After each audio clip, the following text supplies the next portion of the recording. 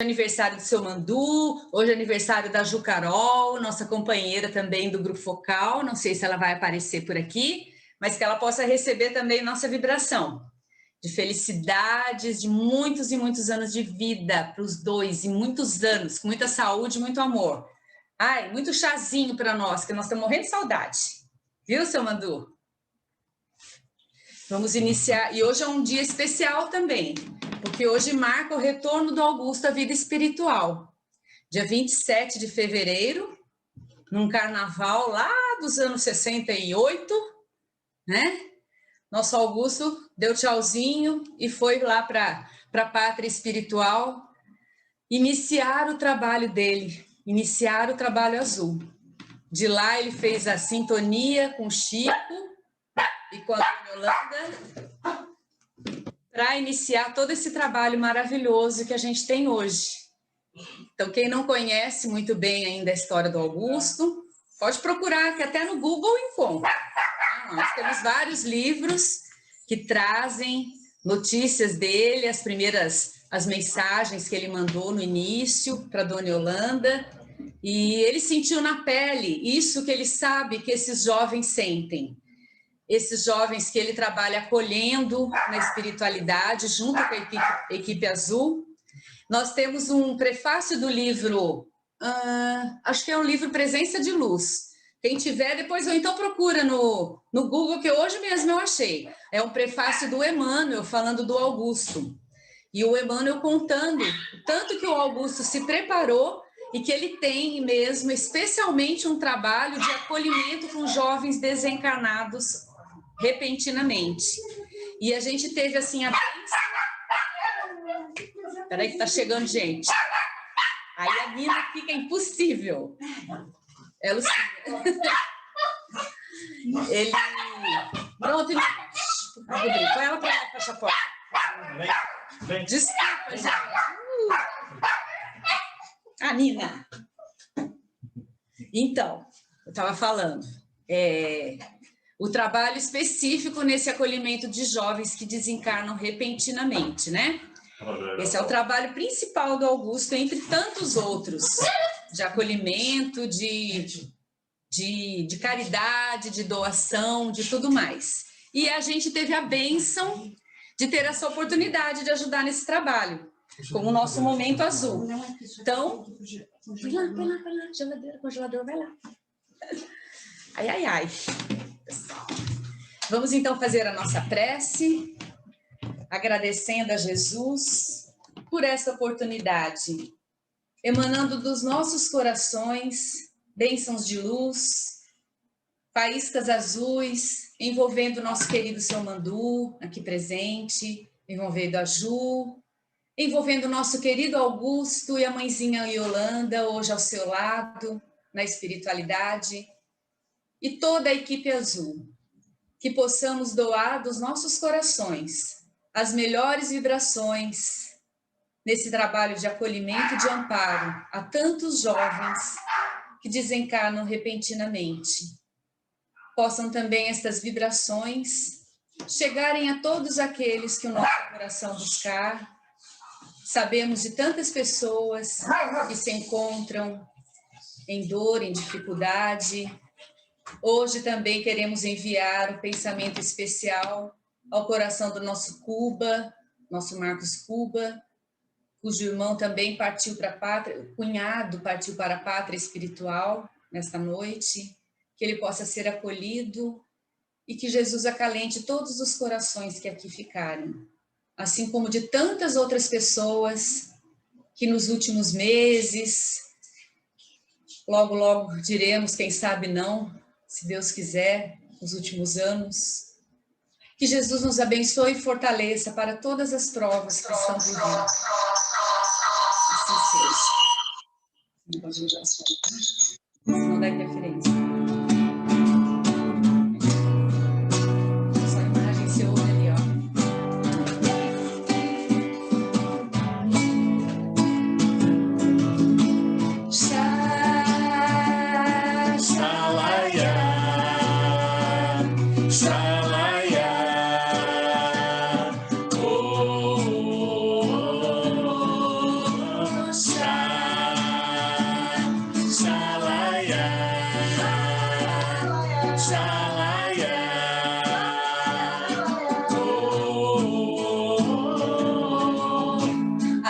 amigo, brilha o sol, além de sua janela.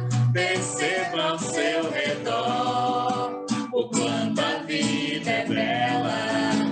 Acenda em você o brilho que dormita. Liberte as asas, voe ao encontro do mais puro amor. Abrace o infinito, desperte para a luz. Deixe o amor brotar, frutificar de vez, que a vida é muito mais. Depende de você querer acreditar que pode ser feliz, enfim se libertar. Xalaiá, xalaiá, xalaiá, oh, oh, oh, xalaiá, xalaiá,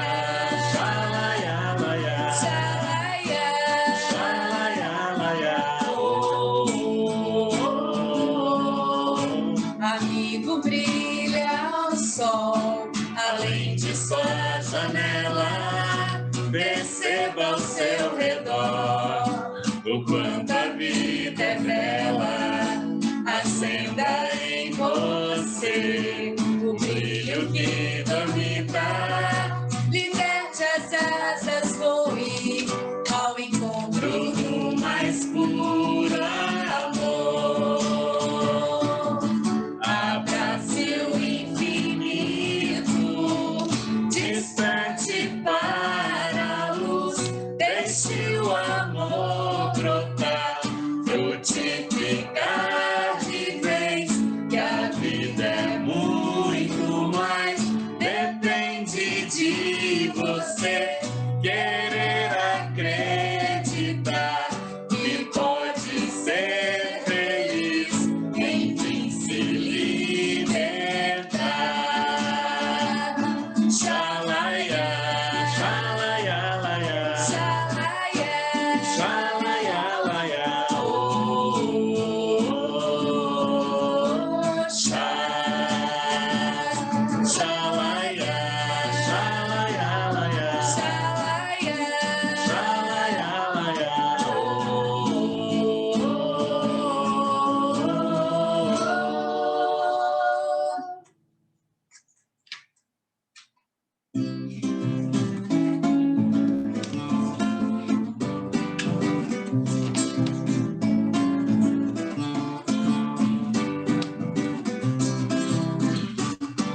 Você falou e disse, eu desse lado escutei, deixei no disse, e a minha barra segurei.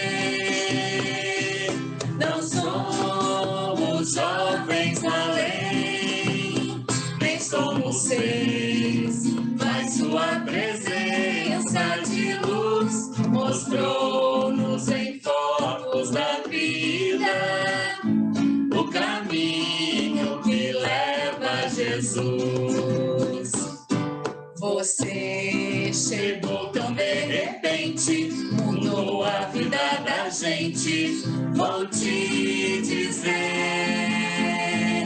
mostrou o caminho da amizade e a simplicidade de se viver. E agora, tendo você por perto, Jesus também é certo, comigo está. E eu vou seguindo contente. Augusto veio e é pra ficar. Quanto riso, oh, quanta alegria. Mais de 1000 palhaços no salão. Alequim está chorando pelo amor da Colombina.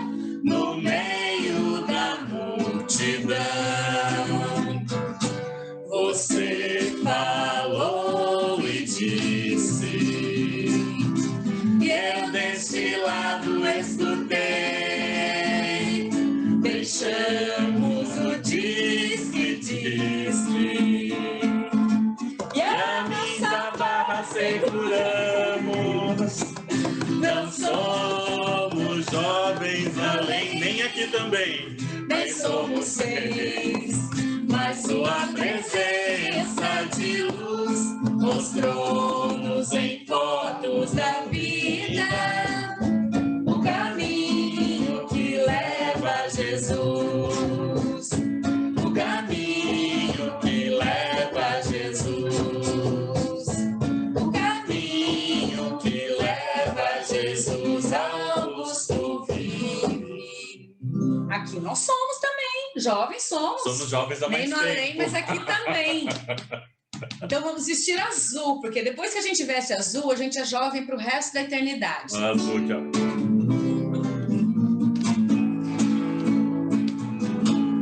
Estava na tristeza que dava dó, vivia vagamente, andava só. Mas eis que de repente me apareceu um cara tão bondoso que me convenceu, dizendo que eu devia vestir azul, que azul é a cor do céu e do mar também. Então seu pedido me cativou, vesti azul. Minha sorte então mudou. Vesti azul. Minha sorte então mudou. Passei a ver o mundo com atenção e fui agradecer pela opinião. Então senti que a vida estava toda mudada, parecia até que estava iluminada. Ele falou e disse, eu escutei, e a equipe azul logo eu me juntei. E aquele olhar do moço me conquistou, vesti azul. Minha sorte então mudou, vesti azul. Minha sorte então mudou. Uhul! Tem ali a letra, se quiser. Aqui? Acho que eu lembro.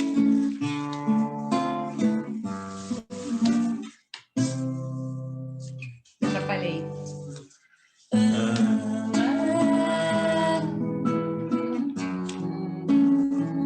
Viverás na terra sem contar o chão. Ama, afugenta as dores, pensamentos, cores me envolverão. Ama que a natureza e toda a beleza é fruto do amor. Ama que o amor perdoa e o perdão te doa.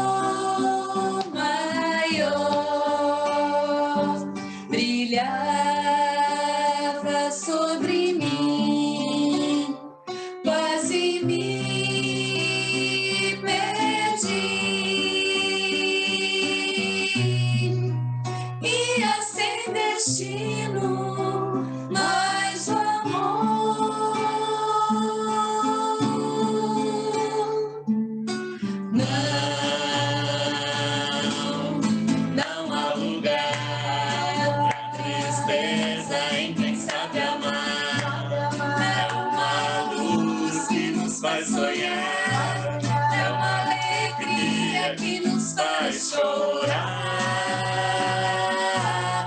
e sofrer sorrindo sem temor.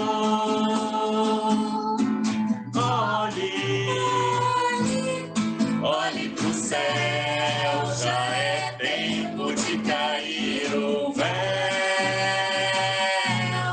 de sair amando e espalhando a paz, a paz. Laia, laia, laia, laia, laia, laia, laia, laia, laia, laia. E é sem destino mais o amor.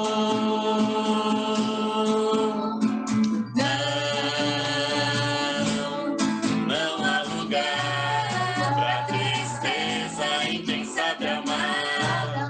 É uma luz que nos faz sonhar, é uma alegria que nos faz chorar e sofrer sorrindo sem temor.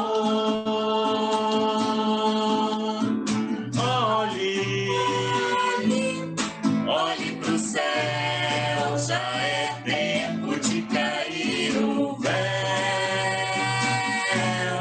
de sair amando e espalhando a paz, a paz, a paz,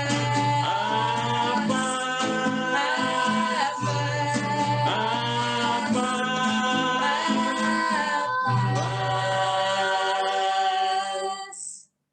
Acorda, Paulo Palma.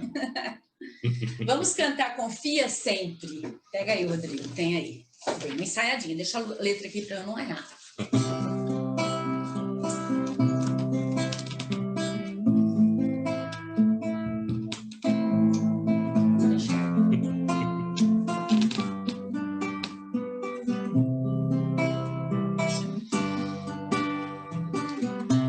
Não percas a tua fé entre as sombras deste mundo, ainda que teus pés sangrem, confia, sempre segue. Tudo passa nessa terra, mas o que vem do céu permanecerá. Eleva, pois, o teu olhar, confia, sempre segue. Luta, Mostra-te no bem e confia sempre.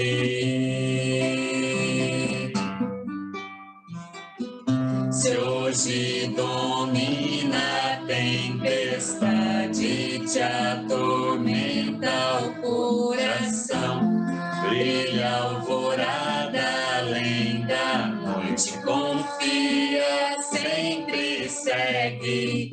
Há uma luz celeste pairando acima de ti, crê que amanhã serás feliz, confia, sempre segue.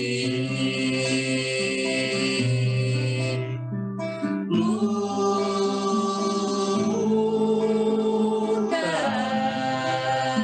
esforça-te no bem e confia sempre.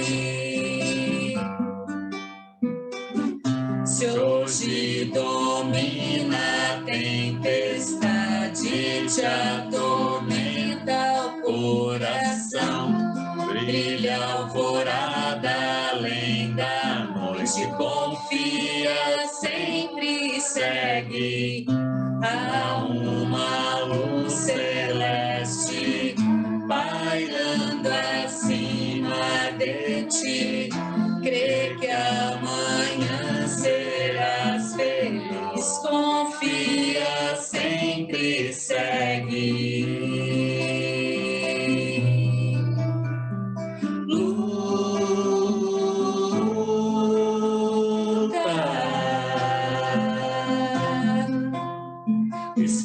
confiante no bem, confia sempre. Né? Então vamos que com Jesus é diferente, né?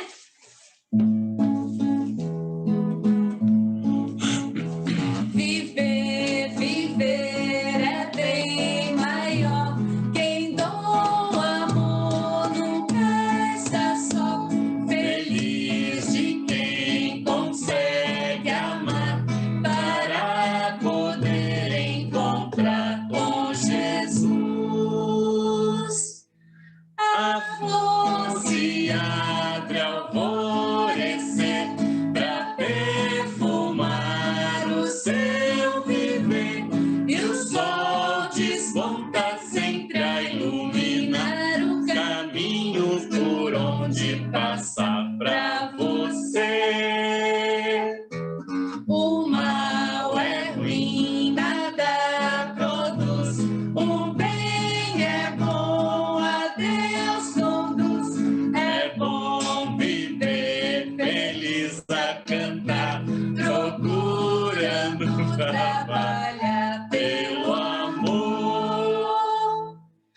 A brisa sopra sempre a bailar e o passarinho a cantar entoa sempre uma suave canção de alerta ao seu coração. Vejam só, amar, amar, doce canção que faz vibrar o coração.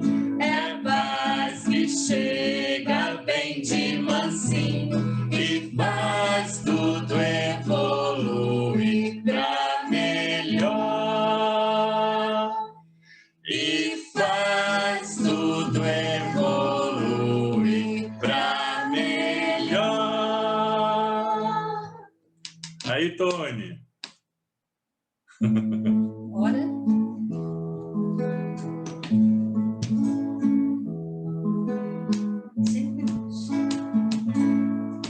Agradeça os momentos de oração, quando unimos sentimento e emoção, refletindo a alegria e a nossa gratidão, aquele que edifica o coração. Agradeça a esperança de viver, abraçado pela paz a nos dizer que o sorriso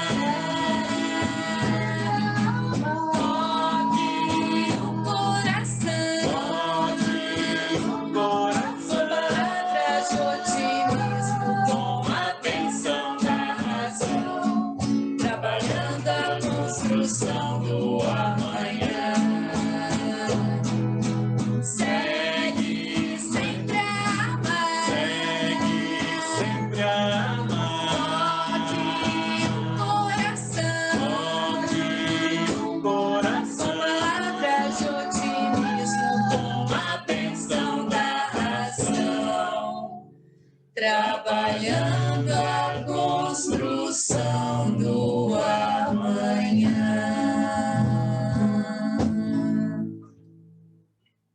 Acho que tava mais uma ainda. A Fátima tá aí? Ah, dá para fazer a prece? Tá pegando aí? Não? Então nós vamos fazer a prece musical hoje. Então me passaram a prece, e vamos primeiro dizer boas-vindas a todos que estão aqui presentes, a todos nós, que possamos nos sentir acolhidos, abraçados na casa de Eurípides, naquela vibração, naquele ambiente, que possamos nos imaginar naquele ambiente, sentindo o aconchego da árvore amiga, agora nos dirigindo para o salão, para nos prepararmos para o nosso banquete de luz. Que possa Jesus nos abraçar, nos recepcionar e que possamos agora imaginar Jesus diante de nós, para juntos, numa única voz, numa única vibração, elevarmos a Ele a nossa súplica.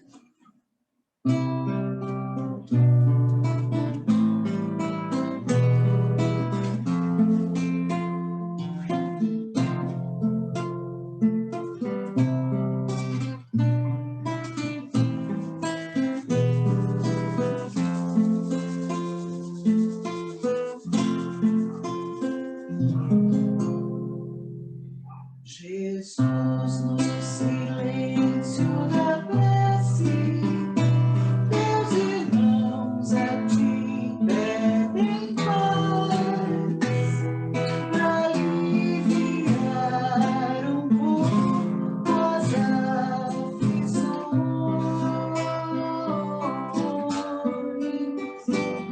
Senhor, enxugai nosso pranto.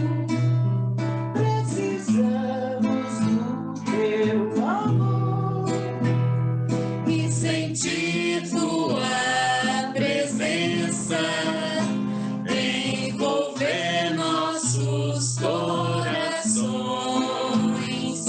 Por isso vem, Jesus. Jesus, no silêncio da prece, teus irmãos a ti pedem paz, pra aliviar um pouco as aflições.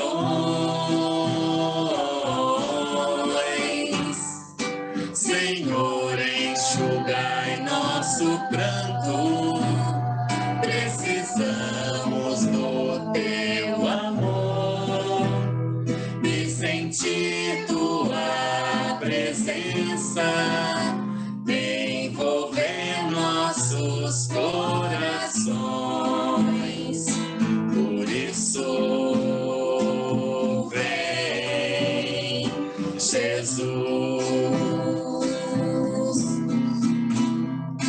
Ir ao teu encontro, queremos te seguir, afastar o mal da terra, acabar de vez com a guerra e caminharmos juntos rumo à luz. Ir ao teu encontro, queremos te seguir, afastar o mal da terra, acabar de vez com a guerra e caminharmos juntos rumo à luz.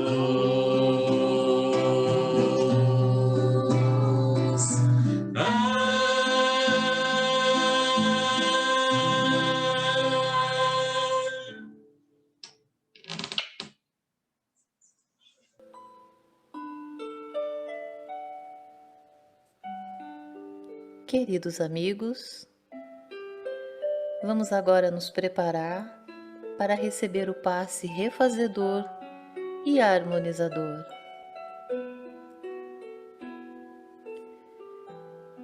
Fechando lentamente os olhos e respirando devagar e profundamente. Vamos trazer em nossas mentes a figura meiga do Divino Mestre Jesus.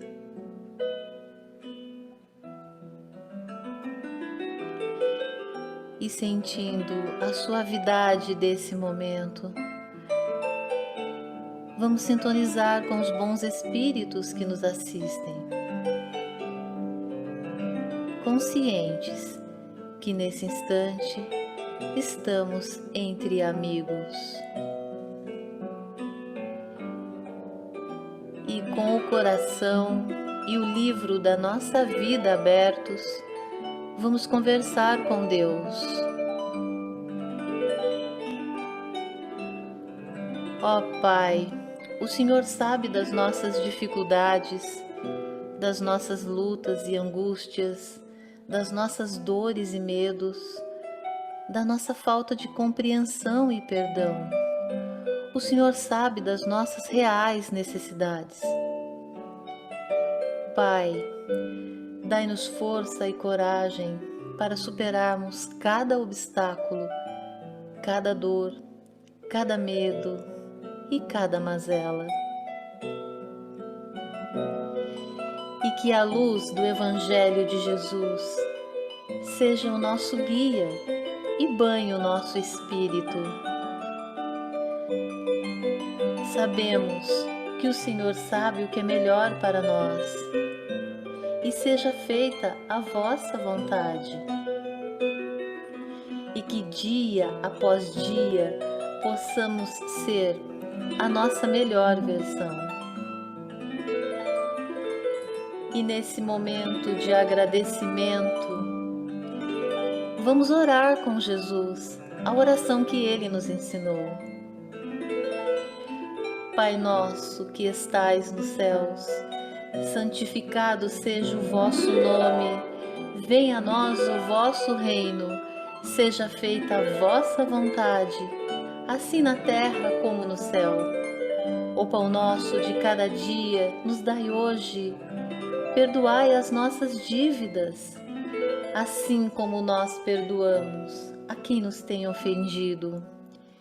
E não nos deixeis cair em tentação, Pai, e livra-nos do mal. Que assim seja.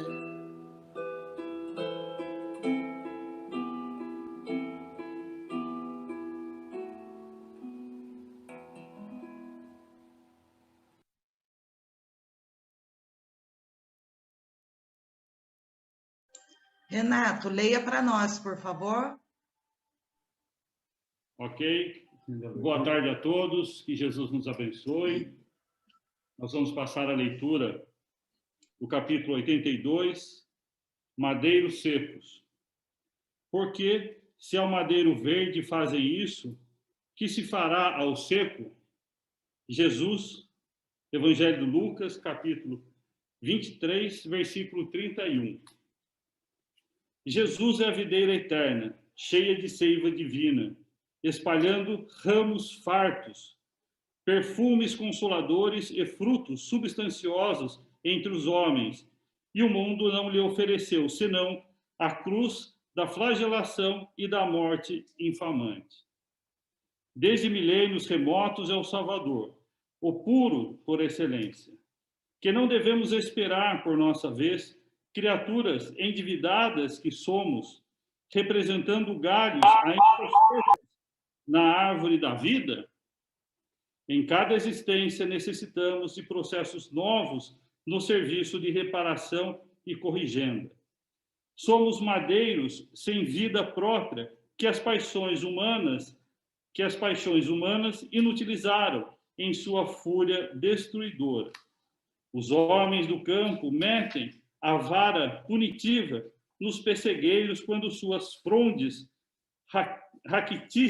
raquíticas não produzem. O efeito é benéfico e compensador. O martírio do Cristo ultrapassou os limites de nossa imaginação. Como tronco sublime da vida, sofreu por desejar transmitir-nos sua seiva fecundante. Como lenhos ressequidos ao calor do mal, sofremos por necessidade em favor de nós mesmos. O mundo organizou a tragédia da cruz para o Mestre, por espírito de maldade e ingratidão. Mas nós outros, se temos cruzes na senda redentora, não é porque Deus seja rigoroso na execução de suas leis, mas por ser amoroso Pai de nossas almas, cheio de sabedoria e compaixão nos processos educativos. Que assim seja. Boa tarde a todos. Eu queria cumprimentar a todos, agradecer a oportunidade mais uma vez e cumprimentar o seu Mandur pelo aniversário nessa data, né? Não o conheço pessoalmente, mas a gente faz aquela máxima, conhece a árvore pelos frutos, né? Conhecendo o filho, a gente conhece o pai. Então, esse texto, né? Essa reflexão de Emmanuel se refere ao Evangelho de Lucas, naquele momento do martírio de Jesus, em que ele vai caminhando, né, para a crucificação. E algumas mulheres que acompanhavam aquele cortejo batiam no peito, né, lamentando, chorando por aquela situação. Então Jesus dizia, né, o Cristo dizia a elas para que não se lamentassem, deviam lamentar por si mesmas e pelos filhos delas, por aquilo que ainda sofreriam, né? Se ele, que era a seiva divina, né, estava passando por aquela situação de uma ignorância, o que não passariam os madeiros secos, né? Então, essa reflexão nos faz lembrar, né, da lei de causa e efeito, né, do livre-arbítrio. Então, Leon Denis, no Problema do Ser Destinador, ele fala no capítulo 22, né, que é preciso que a gente se liberte da ignorância, das paixões baixas, né, da escravidão, da ignorância e das paixões baixas, e que a gente substitua esse império das sensações e dos instintos pela razão, né? Então, esse equívoco que nós fomos fazendo ao longo das nossas outras vidas, né, confundindo liberdade com rebeldia, né, aonde viemos utilizando mal o nosso livre-arbítrio, né, confundindo liberdade com rebeldia, achando que liberdade é poder fazer tudo, né, tudo que quer, tudo que deseja. Mas, muitas vezes, esse tudo que se faz não é liberdade, é, na verdade, uma escravidão aos vícios, uma escravidão às paixões, né?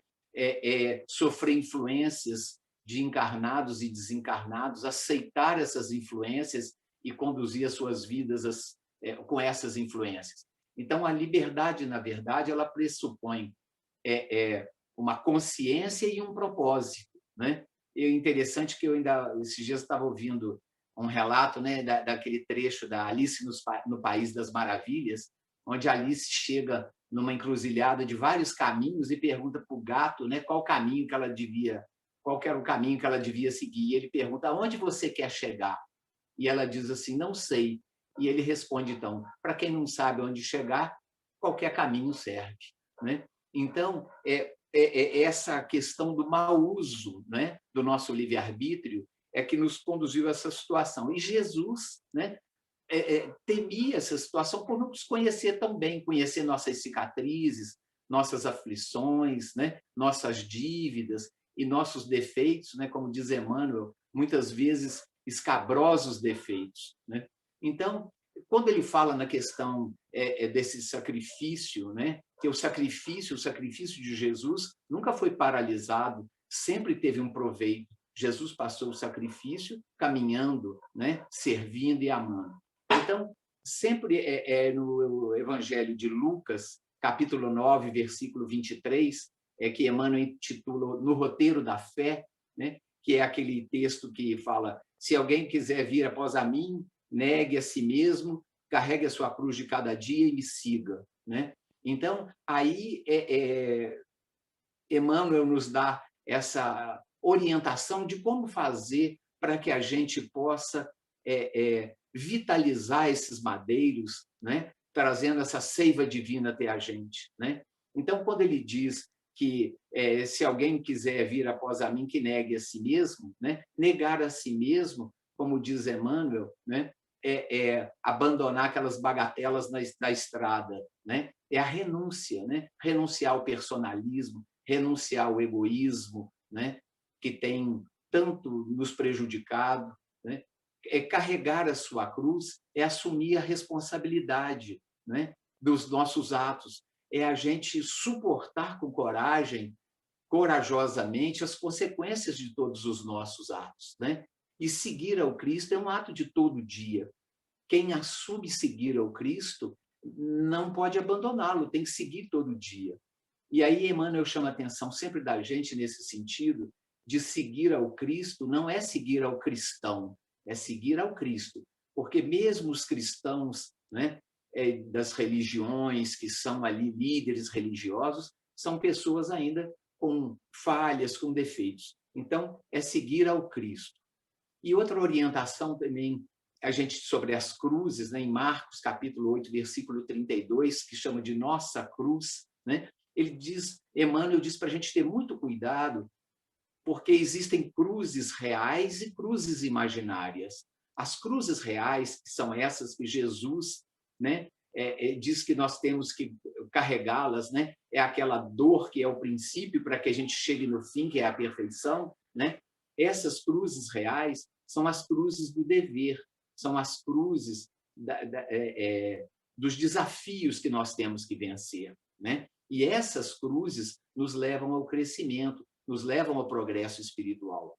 As cruzes imaginárias são as cruzes de a gente não suportar enfrentar, não conseguir enfrentar os desafios, né? E aí a gente fica na lamentação, nas reclamações, e isso faz com que a gente fique em círculos, né? Causando desarmonias no perispírito, desarmonias na própria saúde, e não nos leva a lugar nenhum. Não são essas as cruzes que Jesus nos diz para carregar. E uma outra reflexão de Emmanuel também, chamada Espinheiros, que está em Lucas 6,44, quando ele diz que não se colhe figos de espinheiros, nem uvas de arbustos, né? Então, que a vida é um campo de trabalho e que é preciso que a gente remova esses espinheiros para a gente poder seguir trabalhando como der naquele momento, né? E a gente tem que sempre procurar extirpar o mal, não é? Extirpar a maldade, extirpar as qualidades ruins nossas e ajudar nossos irmãos de caminhada, mas sem qualquer tipo de combate à pessoa, sem qualquer tipo de agressividade, de endurecimento, sempre aos comportamentos, aos defeitos. Então, Emmanuel usa até um exemplo, né, numa passagem de João que chama Pecado e Pecador, em que ele diz assim, quando você vê um terreno, né, comparando com a gente, com o nosso espírito, um terreno cheio de espinhos, de pedras, de ervas daninhas, não adianta usar um explosivo e explodir esse terreno. Você vai ter removido as ervas daninhas, vai ter removido os espinhos, vai ter removido, né, as pedras, mas vai ter criado um precipício, um buraco. E o que você vai plantar ali depois, né? Então, é importante que nós removamos os espinhos, né? E para a gente poder cultivar, para a gente poder cuidar desse terreno. Mas alguns adversários nos prejudicam nessa retirada dos espinheiros. O primeiro é o medo, principalmente, às vezes, o medo que a gente tem, né, do nosso crescimento espiritual, aquele medo de como vai ser, como fazer, né? A outra situação é quando a gente dá muito ouvido aos julgamentos e às influências alheias, né? E quando também a gente não tem muita clareza do que a gente quer, né? Então, é muito importante que a gente saiba o que quer, que a gente saiba onde quer chegar, né? Então, Emmanuel nos pergunta assim, será que esses espinheiros realmente são obstáculos insuperáveis, né? Então, ele nos orienta assim, se hoje não é possível que a gente colha as uvas, né, que lavremos o solo, que cavemos esse chão duro e que o adubemos com as nossas lágrimas e com o nosso suor. Que, de acordo com esse nosso esforço, né, o céu vai mandar chuvas, né, e a terra vai mandar mananciais também, vai umedecer esse solo. E a gente não esquecer nunca, né, o imperativo do trabalho, porque Deus nunca abandona quem está no trabalho, porque quando vierem as bênçãos, Emmanuel frisa muito isso, né? Se nós não tivermos no campo de trabalho, nós não as receberemos. Então, se a gente cultiva esse solo árido, se a gente dá esse duro, né, faz esse esforço, a gente certamente, lá na frente, nós vamos colher essa uva doce dessa videira, né? Então, para concluir, né, a gente lembra de que a gente, às vezes, ainda, né, por ser galhos secos, né, nós não somos galhos mortos, né? Somos galhos vivos e precisamos fluir essa seiva divina, né, no nosso espírito, né? Então, temos que lembrar lá de Paulo, em Colossenses, que ele diz que o Espírito de Deus habita em vós, né? Então, todos nós temos a centelha divina, todos nós temos essa semente divina dentro da gente. Nós precisamos cultivá-la e fazê-la florescer. E aí a gente se lembra sempre, né, do amor real, do amor verdadeiro, do amor que Deus tem por nós, né? E essa é a grande garantia, a grande certeza que nós vamos dar certo, que nós vamos chegar, né, na perfeição, porque Deus nos ama profundamente, né? E o amor de Deus é um amor que liberta, né? É um amor, é uma via de mão única, que não exige nada em troca, né? É um amor que corrige com suavidade, com segurança, porque ele sabe que o erro dói mais. E talvez a maior e mais importante característica do amor de Deus, né, é que ele é um amor que sabe esperar. Ele é um amor com esperança, é um amor de esperança, porque ele sabe que cedo ou tarde a gente vai voltar para o caminho do bem, né? Então, tem uma frase de Emmanuel, ele diz assim, quando ele está ali conversando com Maria Madalena, que ele está ali com aquele amor enorme, né, de Jesus, que ele está ali curando espiritualmente, ajudando Maria Madalena a se curar espiritualmente. Ele diz assim: por acaso você não viu a primavera encher de flores uma casa em ruínas, né? E aí a primavera encher de flores é o amor de Deus, e a casa em ruínas ainda somos nós, né? Então, essa confiança no amor de Deus, né, é que nos dá a certeza, né, a justiça, a bondade e a misericórdia de Deus, né, nos dá a certeza de que nós ainda seremos galhos verdes, daremos bastante ramos, flores e muitos frutos ainda. Muito obrigado. Uma boa tarde a todos. Eu também quero parabenizar o seu Mandu, né? Como todos aqui, estamos todos com muita saudade do seu chazinho e todos rogamos que Deus te abençoe, que te proteja, te dê muita saúde, para que logo a gente se encontre e possa experimentar de novo do seu chazinho. Um excelente dia para o senhor. Bom, a respeito da lição de hoje, nós vemos que Emmanuel, mais uma vez, ele está se utilizando daquela alegoria da videira. Dois capítulos passados, os capítulos 54 e 55, Emmanuel já abordou essa parábola da videira, né? Acho que o capítulo 1 chamava-se A Videira e o outro As Varas da Videira. Eu cheguei a comentar esse segundo capítulo, o 55. E, enfim, agora ele está se utilizando de novo, né, dessa alegoria, porque é uma mensagem muito bonita. É uma alegoria que nos faz compreender algo muito importante. Só para relembrar, né, o que já foi dito nessas outras lições, nessa alegoria, nós temos, então, Jesus como o representante mais perfeito do bem e do amor, então, representando a árvore da vida. E a sua seiva é a seiva divina, porque ele tem a completa conexão com Deus.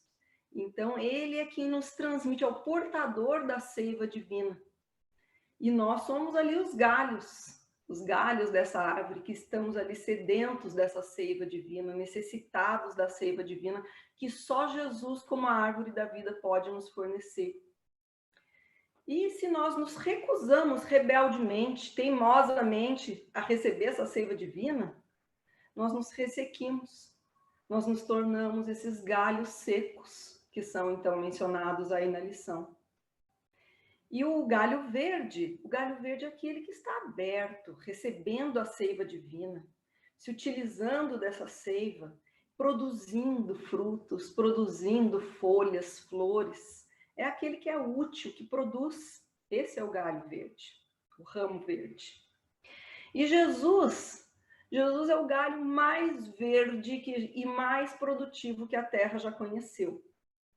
Jesus é um espírito que há mais de 4,5 bilhões de anos já é espírito puro, já é espírito crístico, que recebeu de Deus a função de formar o nosso globo, nosso orbe, e mais, de conduzir todos os seres habitantes desse orbe em sua trajetória evolutiva, do átomo ao arcanjo. Nós estamos aqui sendo conduzidos e administrados por Jesus. Esse espírito, então, é o nosso governador planetário. Ele sintoniza diretamente o pensamento divino. Foi chamado já de médium de Deus por Allan Kardec. Então, é desse espírito que nós estamos falando. E este espírito sem máculas, sem defeitos, sem sombras, que é completa luz, este espírito ele foi alvo de escárnio, de perseguição, de zombaria, de calúnias e, ao fim, de agressão, de violência, culminando na sua morte dolorosa. É uma dor que nenhum de nós pode imaginar. Morrer crucificado, quem de nós aqui consegue imaginar algo assim? É algo inimaginável para nós. E Jesus passou por isso. E sua dor maior nem foi essa. Foi de que ele veio aqui nos trazer o amor, a verdade, a luz, nos despertar, querendo o nosso bem. E ele recebeu ingratidão, ele recebeu abandono, incompreensão. Ele não atingiu aquele objetivo, pelo menos não ali naquele momento. É doloroso de ver. E nós podemos falar, não, mas isso tudo já estava planejado. Jesus já sabia que ele iria morrer numa cruz. Mas nós sabemos que todas as profecias elas foram criadas para não se concretizarem. Todas. No Velho Testamento nós já vemos profecias que não foram cumpridas, porque o povo teve a possibilidade, teve ali a iniciativa de se modificar, de se transformar. Então nós temos livre-arbítrio. Nós tínhamos livre-arbítrio ali naquela ocasião. Nós poderíamos ter escolhido Jesus ao invés de Barrabás. Pilatos podia não ter lavado suas mãos. Tudo isso podia ter acontecido, mas não aconteceu. E ele estava preparado. Ele se doou. Jesus, como eu disse, não tinha máculas. Jesus não tinha, ele sofreu tudo isso sem necessitar. Ele não tinha dívidas, compromissos a saldar, nada a resgatar. Imagina então nós, espíritos endividados, espíritos que ainda, inclusive ainda praticamos o mal, não é só débito, é o presente, ainda estamos praticando o mal. Nós que ainda temos muitas características a serem transformadas, muitos erros a reparar, não é? O que nós podemos esperar? Se tudo isso foi feito a Jesus, um espírito sem mesclas, com a túnica nupcial límpida, clara como a luz do sol, tudo isso nos faz pensar que, nossa, mas que mensagem pessimista Emmanuel nos trouxe, então nós temos que esperar muita dor, muito sofrimento.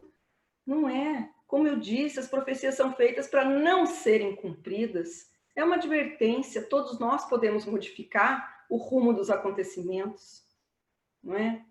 E por quê? Se nós nos mantermos aí afastados da seiva divina, o que acontece com o galho seco? como está escrito na lição, ele é podado. Nós não podamos os galhos secos? E por quê? Para punir o galho seco? Claro que é evidente que não. Para preservar o coletivo, para preservar a árvore.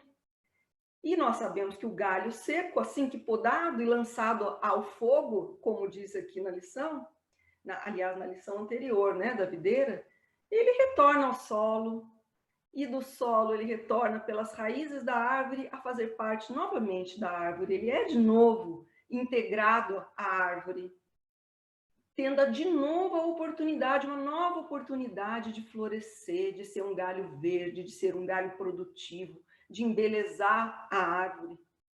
Então nós temos quantas oportunidades forem necessárias, quantas vezes necessárias forem, seremos podados, mas quantas vezes formos podados, teremos novamente a oportunidade de sermos reintegrados à árvore. Sempre. Sempre teremos essa chance.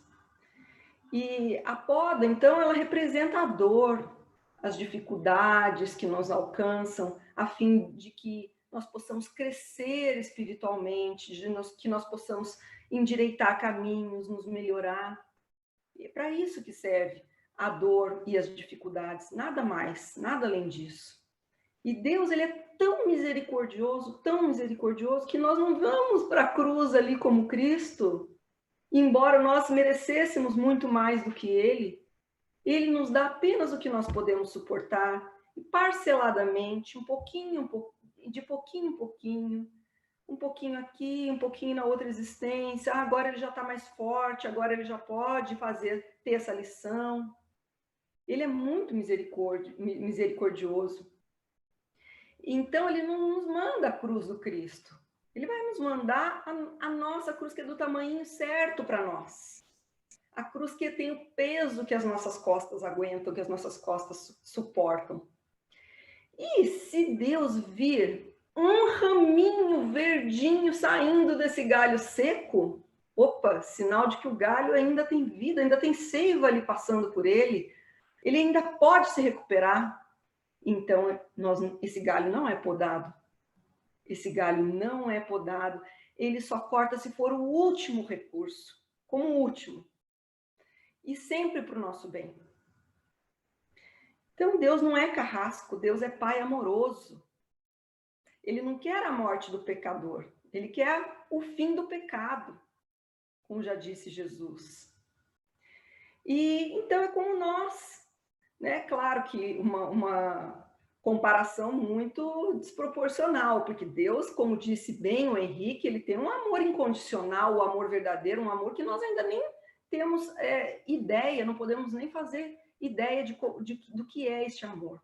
Mas então nós, que somos muito mais falhos, já temos um amor assim pelos nossos filhos, né, que é o amor maior que a gente pode ter aqui hoje para nos servir de comparação. E nós, muitas vezes, temos que impor limites aos nossos filhos, nós não podemos deixá-los fazer tudo o que eles querem. Nós sabemos que tem o horário para dormir, a comida certa para comer, o que é saudável, né? Não podemos deixá-los só brincar, tem a hora do estudo. Então, nós impomos também muitas que para as crianças significa dificuldade. Ele está sendo impedido de fazer o que ele quer. É assim que Deus nos vê, ele nos dá uma dificuldade que para a gente parece monstruosa, parece enorme, mas para ele é só ali. O limite, ele está só colocando ali um limite. Ele sabe que nós temos muita oportunidade de crescimento que a gente esquece. Os pais muitas vezes têm que submeter os filhos a tratamentos para a saúde muito dolorosos por vezes. Eu, na minha vida, quando eu tinha 1 ano de idade, eu tive tuberculose. E claro que eu nem me lembro mais, eu não me lembro dos sofrimentos que passaram, eu só sei porque meus pais me contaram. Então, eu não me lembro. Foi doloroso, eu não lembro. E naquela ocasião, segundo minha mãe me contava, ela não tinha coragem de me levar para fazer os exames de endoscopia. Não sei se naquela época já tinha sedação, como é que era, 1978, 1979. Então, o meu pai que ia me levar para esses exames dolorosos. E eu fiquei um tempo muito grande sem querer ir no colo do meu pai, sem querer olhar para ele. Mas ele fez isso para o meu bem. Ele fez isso para o meu bem. Hoje eu amo meu pai, é óbvio. Eu já me esqueci, eu nem me lembro dessas dores.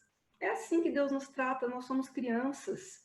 Estamos passando por algo que parece longo, mas que é passageiro, que a gente nem vai lembrar mais para frente. Esse que é o tamanho das dores, das dificuldades que nós temos que passar. Porque, como disse o Henrique, o progresso é inexorável. Todos nós, sem uma única exceção, seremos todos espíritos puros. Todos alcançaremos a felicidade. Todos. Como diz Haroldo Dutra, isso se dá porque é a genética, questão de hereditariedade. Engasguei. Desculpem. É hereditariedade, nós temos o DNA divino. Então, todos nós seremos bons e puros, porque Deus, é bondade e é inteligência. Todos nós seremos, porque somos filhos dele, temos o mesmo DNA. Mas está em nosso poder abreviar ou não o tempo que vai levar para chegarmos a essa felicidade. Está em nossas mãos isso. Nós podemos abreviar ou não. Uma vez eu levei lá na casinha, né, um caderno. Hoje eu não fiz de novo, vou tentar reproduzir aqui. Né? Digamos que esse aqui é o ponto A, o ponto de simples e ignorante. Aqui é o pontinho de arcanjo. Para chegar daqui a aqui, nós podemos fazer assim, uma linha reta. E aí a gente chega rapidinho. Nós podemos tentar fazer assim. E aí vai demorar mais um pouquinho. Ou nós podemos fazer assim, ó. E vem, volta e vai. Mas um dia a gente vai chegar aqui do mesmo jeito. Então, nós aqui vamos dar o tempo para o sofrimento. Se quisermos, está nas nossas mãos. Como Jesus disse a Públio Lentulus. Ele disse, está no seu querer seguir-me agora ou daqui a milênios. Mas uma coisa era certa, um dia ele ia seguir. E seguiu, nós temos aqui o nosso Emmanuel. Então,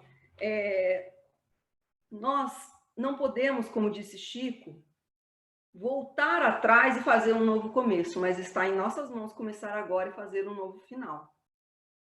E, como diz Joana de Ângeles, o ser consciente, ele não se culpa nem se justifica, ele apenas se transforma. É isso que nós temos que fazer, não olhar para trás, mas começar desde já a deixar essa seiva divina nos contagiar e nos transformar em homens novos.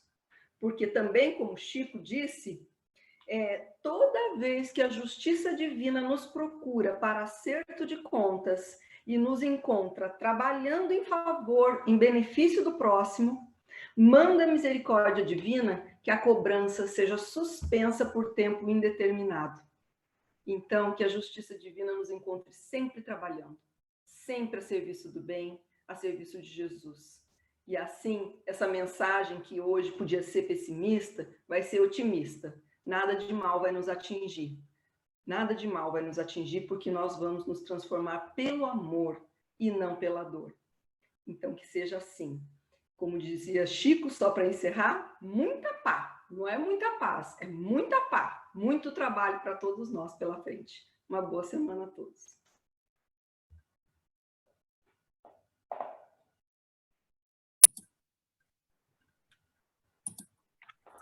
Boa tarde a todos. Espero que todos estejam me ouvindo bem. É sempre um prazer estar na casa de Eurípides, falando do Evangelho nos sábados à tarde. Hoje um sábado festivo para a gente, aniversário do seu Mandu. Né? Mandar um beijo gigante para o seu Mandu, aí um abraço para o Renato, que estão nos assistindo, né? Acompanhando o nosso Evangelho. E eu queria deixar um beijo também grande para a Fernanda, da evangelização. Essa lição me lembrou muito a evangelização, que o título da lição é Madeiro Seco, né? Mas a gente não vê galho seco nascendo na árvore. Então ele quer falar da nossa trajetória. Nós somos madeiros, depois nós secamos de alguma forma, que é o que ele discute aí. Não nasce aquele galho seco, você não chega na árvore, ela deu um galho seco que caiu da árvore. O galho dela cresce, está verde, né?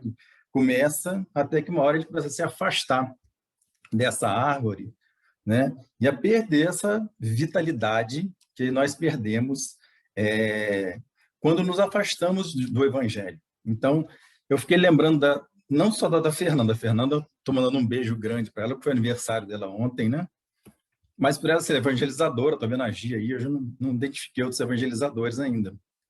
Mas a evangelização da casa de Eurípides, né, tem muito a ver com a lição, para a gente tentar, né, de alguma maneira, que esses madeiros, essas nossas crianças, né, ao serem regadas na nossa sementeira, né, como a Fátima usa, que elas comecem ali, não tenham esse desprendimento da palavra do Cristo, né, como nós tivemos, aí é uma experiência de cada um, olhar para você e falar, eu me distanciei, estou voltando, né, ou eu ainda estou me distanciando, isso aí é de cada um, né, nosso é íntimo, mas a evangelização trabalha disso aí, para não deixar que chegue no madeiro seco, né, regar o madeiro, rega com a palavra de Jesus, rega com as lições da evangelização, né, para a gente, de alguma maneira, tentar, nós, né, mais velhos, né, olhando a lição, né, tentarmos evitar que isso aconteça algum dia, já que se não evitamos conosco, já secamos e estamos voltando, que a gente possa tentar evitar isso com as nossas crianças. E, lógico, é um trabalho fabuloso, né, das evangelizadoras, né, que se dedicam, né, às crianças para evitar que elas um dia leiam essa lição e falem, nossa, eu me encaixei na lição, eu já fui o madeiro verde e estou secando, preciso voltar, né? Mas, enfim, a Dani citou a lição 55, na lição 55, que era as varas da videira, que nós comentamos também, Emmanuel pegou mais leve com a gente, ele falou assim, os homens são varas verdes. Então, lá na 55, nós éramos varas verdes. Quando traem seus deveres, secam, porque se afastam da seiva, rolam ao chão dos desenganos, para que se purifiquem no fogo dos sofrimentos reparadores. Então, lá para ele, a gente era ainda verde, nós ainda estava bem, né? Nessa, ele falou, somos madeiros sem vida própria, que as paixões humanas inutilizaram em sua fúria destruidora. E vira e mexe essa expressão, paixões humanas, né? Elas aparecem nas lições de Emmanuel. Quando nós somos oferecidos ao mundo e começamos a dar mais atenção para o mundo da matéria e tendo esse esquecimento temporário, né? Com relação às leis de Deus ou aos ensinamentos de Jesus, quando nós nos afastamos disso aí. Então, essas paixões são avassaladoras, né? E para a gente não falar, não, eu já tive várias paixões desse tipo, já me avassalaram, né? Nós temos exemplos, né, na literatura espírita, a Dani citou um deles, que é o próprio Emmanuel, né? Já esteve em outras situações, né? E teve vamos dizer, eu vou falar que coragem, talvez não seja esse o termo, de relatar isso para a gente, né? Emmanuel escreve, convivi na mesma época do Cristo e me afastei dele naquela época. Ele escreve isso romanceado e coloca para a gente não entender que Emmanuel era um cara, para a gente, extremamente sublime, mas que também teve seu período, né, de afastamento. Talvez até para nos dar para dar para nós, né, que somos menores, né, essa ideia de que, olha, se Emmanuel caiu, né, por que eu não posso cair? Mas, enfim, nós não podemos usar isso como excusa. Tem um livro também chamado Sobre as Cinzas do Tempo, que eu gosto muito desse livro. A gente vê nesse livro a história de um espírito chamado Tomás de Torquemada. Esse espírito ele fica simplesmente 460 anos, ele desencarna 460 anos, longe do Evangelho e se recusando a voltar para o Evangelho. O livro descreve o resgate de Tomás de Torquemada, né, feito lá no sanatório em Uberaba, né, que aparece o livro, escrito contendo o sanatório de Uberaba. O Tomás está obsediando o menino que ele é internado no sanatório, mas enfim, ele era um inquisidor, né, que se afastou muito do Evangelho, e o livro retrata essa volta dele, o resgate, né, o início dessa volta dele, para voltar a ser uma videira, né, para voltar a se envolver, né, com essa seiva da videira, que é o que diz também na lição, acho que foi a 55, né, que fala que Jesus é a videira viva, né? Jesus é a nossa videira. Dele que nós temos que nos alimentar, da sua palavra e daquilo que ele nos trouxe, né? E a gente tem evidências na história, em termos de números, né? Entre Moisés e Jesus, nós temos um período de 1.300 anos aí. Desses 1.300 anos, durante 900 anos, foram enviados profetas para trazer a ideia de que o Cristo viria, 900 anos. Vejo que esses profetas não tiveram muito sucesso. Hoje em dia nós temos esses vários textos desses profetas relatados nos nossos evangelhos, né? Mas, enfim, vendo que isso aí não dava certo, 900 anos, aí passaram-se 400 anos sem nada, sem nenhuma notícia, né, proveniente aí do céu, né, ou de Deus, e aí veio Jesus. Aí decidiram, cara, não está dando certo no lugar lá, eles não estão voltando, né, para a videira, eles não estão reconhecendo, fazendo essa volta, né, esse retorno. Ninguém que está pegando retorno, está todo mundo se afastando, então vamos pegar a nossa carta final, que era Jesus. Aí vem o Cristo, que chega nesse cenário, né, onde todo mundo estava muito carente de notícias da Boa Nova, né? Ninguém mais falou disso, 400 anos, ninguém fala assim, olha, vai vir alguém para salvar, né? Os caras estavam esperando muito isso. Aí chega Jesus, num cenário onde ele era esperado, né, como aquele que ia chegar e falar, não, eu vim aqui para resolver. Daqui para frente, as coisas, vou pegar minha espada, né? Vou sair brigando com todo mundo, vou separar os bons dos maus. E o Cristo chega uma postura completamente adversa ao que era esperado à época, né? Amai os nossos inimigos, que ninguém entendeu. Eu particularmente, até hoje, né? Eu já entendi isso aí, mas o negócio da palavra de Jesus é você entender, você botar em prática, né? E eu confesso que eu tenho até hoje dificuldade de, às vezes, olhar para uma pessoa inimiga e falar, olha, eu entendi e vou botar isso em prática. Então, esse retorno, né, na palavra de Jesus, eu ainda não fiz. Tem inimigo que eu olho e falo, puxa vida, eu preciso pensar melhor. Né? Não é agora que eu vou abraçar esse cara, não é agora que nós vamos ficar amigos, né? Não é nessa encarnação. Mas, enfim, como eu falei, a doutrina espírita, ela toca a cada um de uma maneira diferente. E essa lição, como a Dani já falou, e eu reforço, ela é recorrente, ela está voltando para a gente novamente. Quando as lições são recorrentes, é porque elas são muito importantes. A gente precisa estudar mais de uma vez, a gente precisa olhar mais de uma vez, né? A gente precisa, em cima dela, ter um pensamento mais abrangente, né? Olhar por que esse negócio está voltando, porque nós precisamos muito disso. Esse nosso retorno ao Evangelho, e eu vira e mexe, eu conto esse pedaço da música do Tucci, né?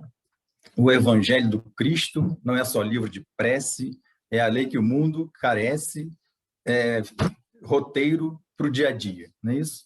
Então ele fala, o Evangelho é para a gente usar o Evangelho sábado das 3 às 5, né?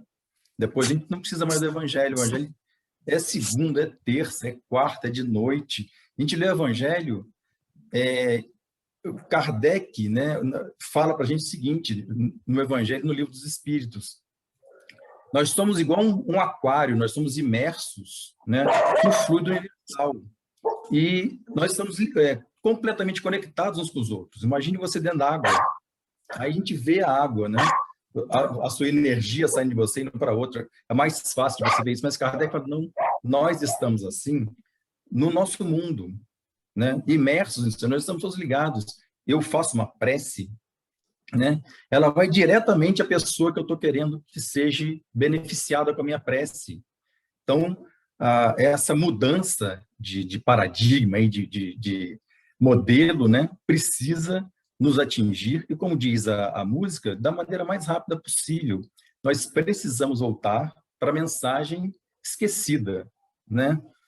A música fala muito disso. Nós esquecemos. Tudo bem, Deus nos deu o livre-arbítrio, nós esquecemos, somos permeados, né, pelas paixões mundanas aí, mas precisamos o mais rapidamente voltar, né, voltar para esse evangelho e deixar que ele nos contamine novamente, né?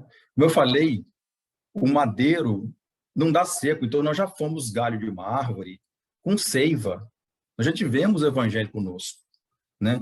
Só que um dia nos soltaram na rua, falaram, agora tu pega o evangelho e vai. Você vai começar a caminhar, a trilhar caminhos que não era aquilo que o Pai queria para você. Mas nós somos pródigos e vamos voltar e vamos achar as portas e os braços do Pai abertos para nós. É o que fala na história do filho pródigo, né? Eu vou pegar, eu vou querer tudo que o Pai me deve, vou sair, vou gastar aquilo tudo. E quando eu voltar, essa misericórdia divina vai estar me esperando, está lá de braços abertos. Volte, né? Volte, que você vai ser acolhido e você vai receber de novo o que você precisa. Você vai crescer novamente, você vai ser reevangelizado, né? Você vai, na próxima encarnação, né? Você vai lá para a casa de Eurípides, para evangelização, desde pequenininho, para aprender, desde pequeno, o evangelho, para você não sair mais do seu caminho, né? É essa a resposta que nós temos de Deus, né? Quando nós falhamos. E às vezes a gente falha, fica um tempo, não vou nem mais querer falar com ninguém, porque eu falhei, né? Agora eu me recrimino, né? E no Livro dos Espíritos tem isso realmente. No Livro dos Espíritos tem uma pergunta, acho que é a 964, que Kardec pergunta aos espíritos o seguinte, Deus fica lá anotando, estou falando do meu jeito, lógico, esses não são, se eu posso até ler a pergunta aqui, que eu acho que eu tenho ela aqui, ó. Será necessário que Deus atente em cada um dos nossos atos para nos recompensar ou punir? Ou seja, Deus fica olhando para a gente e fala, vou te dar a recompensa hoje, não, agora você vai levar uma punição. Vou te dar uma recompensa. Aí a gente fica, será que Deus fica olhando a gente lá de cima, né, ou do lado, não sei exatamente onde é que ele olha, gente? Esses atos não são, na sua maioria, insignificantes para ele? Resumindo a resposta de Kardec, dos espíritos, que os espíritos dão para Kardec, ele fala assim, ó, Deus trabalha em cima das suas leis. E na sequência da lei de Deus está a punição. Então Deus não fica lá, a cada erro que eu cometo, ele monta um julgamento, né, para dizer qual é a minha pena. A pena de Deus está no final do meu erro. A pena de Deus está no meu remorso, por exemplo. Eu fiz errado, eu começo a me punir. Falo, não, nossa, eu me afastei da videira. Eu estou indo para virar um galho seco lá, né? Aí eu fico naquele remorso. Então, Deus não fala, não vem atrás de mim para falar, você errou e você precisa. Não, as penas sou eu que imponho a mim mesmo. Que, por vezes, são mais pesadas do que aquelas que eu teria se eu fosse direto para Deus pedir a sua orientação, né? Então, lá ele fala isso. Depois de cada lei de Deus, ou do que ele coloca, né, como caminho, está a pena. Então, enfim, se almoçou demais, cara, comeu, se excedeu na comida, você tem uma dor de barriga, basicamente é isso, né? A lei diz, alimente-se, né, de uma maneira educada, né? Eu passei daquilo, se eu beber muita água, eu vou começar a ter problemas, né? Então, eu não preciso ficar pensando se Deus está olhando para mim ou não, porque a resposta dos meus atos virá, né, na medida que eu merecer aquela resposta. E aí vem uma série de consequências, na verdade, de ensinamentos que nós aprendemos, não dentro da doutrina espírita, são ensinamentos de evangelho, né, que são aqueles ensinamentos que falam, olha, a cada um com as suas obras, né? Nós vamos fazer as nossas obras e depois nós vamos lá buscar, né, aquilo que nós merecemos, como o nosso olhar, né, do mundo. Às vezes a gente acha que merece muito mais, né? A Emmanuel já falou aqui em outras lições, né, que muitos aqui acham que tem asa de anjo, né? Vão virar anjo porque fizeram coisas ótimas e acabam se decepcionando com isso. Anjo nós não somos, né? Aquela ideia de que a pessoa vai desencarnar, aí sai voando, o anjo, ficou muito... Não. A doutrina nos traz para o chão, né? Coloca a gente no chão. Fala, não, eu sempre falo isso, né? O cara é chato, ele desencarna, ele continua chato. Ele torce para um time Ele desencarna e continua torcendo para o time dele, ele não muda de time porque ele desencarnou. Ele não fica bom, ele não piora, ele não tem transformação. Né? Chico Xavier falava isso, desencarne é você mudar de casa, completamente de casa, sem mudança nenhuma no seu essencial. Você vai para outro lugar, mas lá você é a mesma pessoa. Portanto, a gente tem que pensar assim, se eu, de alguma maneira, tenho os meus vícios, é porque eu entrei na fila do vício e fiquei naquela fila anos e anos. Eu sou chato, eu fiquei 1 ano chato, 2 anos chato, 3 anos chato. Aí, algum dia, alguém falou, esse cara é chato, eu não aguento. Porque eu fiquei muitos anos fazendo isso. Esse cara é humilde? Ok, beleza, porque eu entrei na fila da humildade e fiquei lá. Agora eu quero a seiva da humildade. 1 ano, 2 anos, 3 anos, 1 encarnação, 2 encarnações. Será que Chico Xavier chegou aqui assim, completamente perdido e se transformou no espírito que ele era? Ou ele veio construindo esse processo que é do madeiro, né, para o seco, numa encarnação só? Eu acho até que isso é possível, mas talvez não seja para a gente. Nós temos um processo, nós vamos entrar nisso aí. A doutrina espírita nos coloca uma lente, né, para a gente entender que processo é esse, em que ponto do processo nós estamos. Né? Desde o madeiro, nasci no madeiro, até eu virar seco. Quais foram os meus erros? Por que eu errei? O que eu faço? O que me é ofertado, né, para eu voltar a ser árvore, né, de novo? Para eu voltar a dar frutos, né, como o Henrique falou do seu mandu, né, pelos frutos você conhece a árvore. Quando é que a gente vai conseguir fazer isso novamente? De dar frutos que sejam reconhecidos, que sejam frutos não meus, mas frutos do Evangelho, né? Frutos para o bem que a gente está tentando buscar. Então a gente tem que, eu penso, né, olhar como sempre as nossas transformações. Teve um dos comentários que eu fiz aqui, onde eu trouxe um texto de Emmanuel, que não está aqui comigo agora, mas ele fala assim, a cada 5 anos você se olha para trás. Que livros você leu, que feitos você fez olhando o Evangelho. Olha que ele fala em 5 anos, né? Santo Agostinho, no Evangelho, fala, eu faço isso todo dia. Eu deito e penso, né? Como é que eu vou conhecer-me, né? Conhecer a mim mesmo, né? Eu deito e eu penso, o que eu fiz de bom, o que eu fiz de ruim? Como é que foi meu dia? O que eu posso mudar hoje para amanhã meu dia ser melhor, né? Santo Agostinho talvez não tivesse óculos, né? A gente que fica muito tempo. Agora eu olho 1 mês atrás, né? Eu olho 3 anos atrás. Puxa, 3 anos que eu não leio um livro, 3 anos que eu não ajudo alguém, há 3 anos que eu não me envolvo em nada do Evangelho. Aí eu começo a voltar. Quando a gente percebe que tem, sei lá, 15 dias, 1 mês, 1 semana, é mais fácil de voltar. Em 3 anos a gente fica mais perdido, mas a gente volta. Eu voltei depois de não sei quantos anos, mas tinha muito tempo que eu não tinha contato com o Evangelho até eu voltar e me afeiçoar, né? E conhecer realmente a doutrina espírita. Então, a gente volta e nós podemos nos empenhar, nós podemos fazer parte, né? Como nós fazemos hoje, dessa casa de Eurípides Barzanufo, né? De entender a doutrina, muitas das vezes, aos olhos de Eurípides. Né? Nós seguimos muitas obras de Eurípides. Nós vamos para o Sacramento, ou íamos, né, antigamente, agora pelo menos ano passado não deu para irmos, né? Para ir lá ver na fonte, lá o pessoal, estava vendo a Roberto aqui agora há pouco, conversar com o pessoal do Sacramento, né? Conversar com o Beto, conversar com o senhor Adolfo, né? Pegar naquele povo, abraçar, né? Para ver Eurípides. Talvez pessoas que, os centros sejam de outros espíritos, né? Procurem as raízes daqueles dos seus fundadores. Então, a nossa ideia de pedagogia do amor, né? Ter uma evangelização forte, né? Forte mesmo. A gente que conviveu na casa de Eurípides, né? A gente via os pais assim, respondendo à evangelização algumas vezes mais do que os filhos, né? O pai vai levar o filho para evangelizar e sai dali assim, sou outro, né? Nem sabe o que o filho aprendeu, mas ele se modificou demais. Tem não é nem história, o seu Mandu fazia isso, né? pessoa chegava na casa de Eurípides mais cedo para o atendimento fraterno, né? Não sabia o horário, e aí chegava lá e achava o seu Mandu. Quando ele contava isso para a gente. Estava o seu Mandu na casa de Eurípides, falava, você está aí, o Antônio Pedro vai chegar só daqui a um tempo, cara, pega a vassoura aí, vamos me ajudar aí.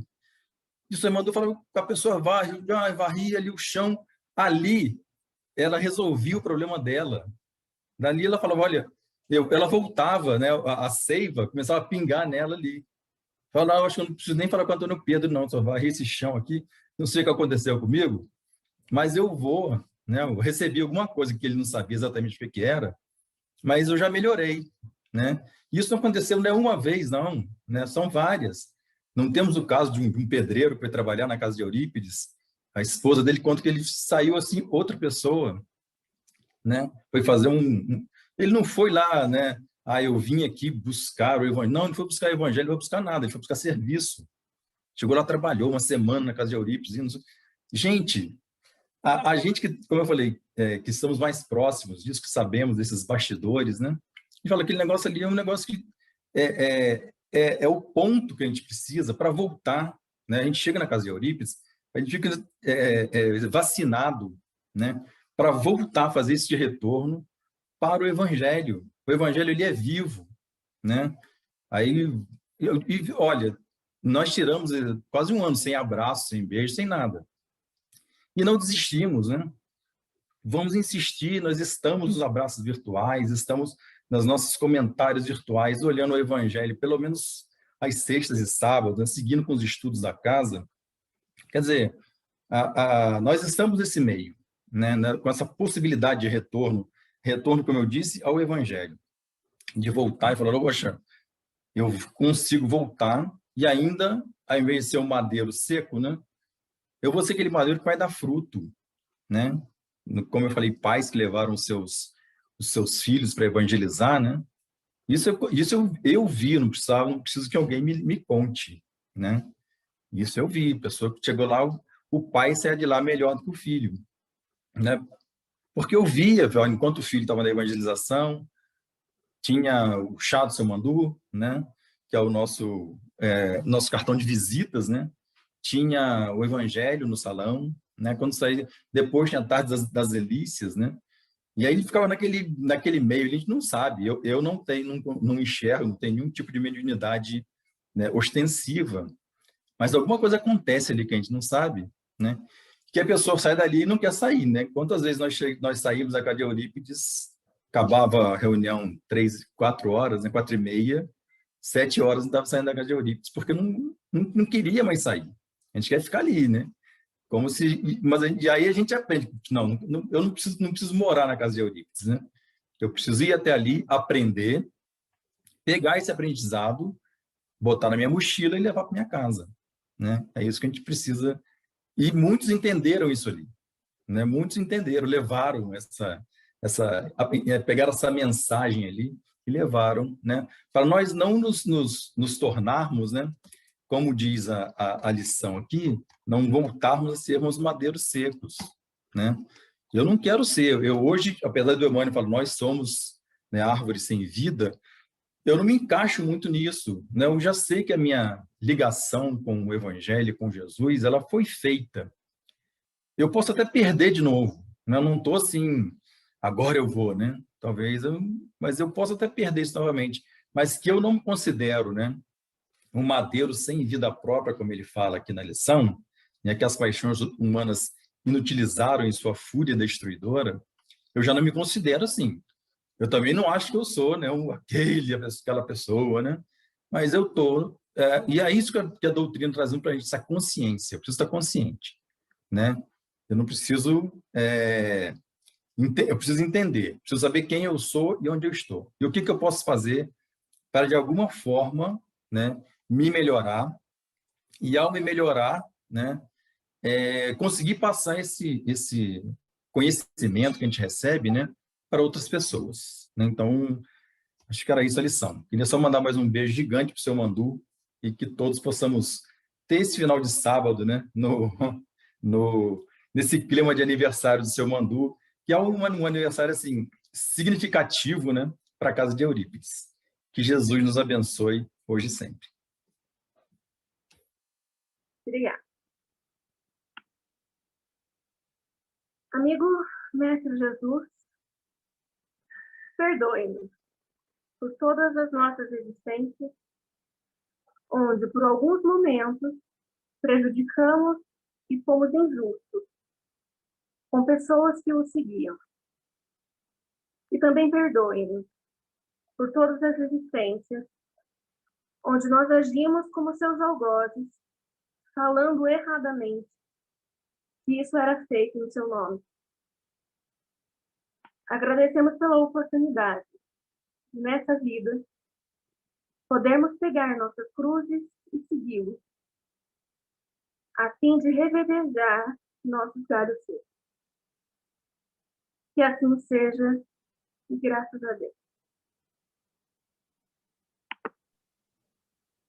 Vamos dar um abraço coletivo pro seu Mandu? Sim, ó, todo mundo, vamos lá. Seu Mandu, esse é do senhor, ó. Parabéns!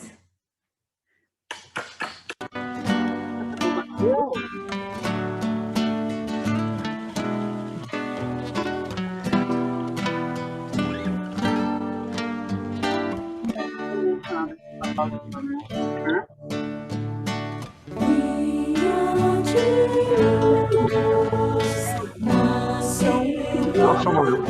Ai, segura.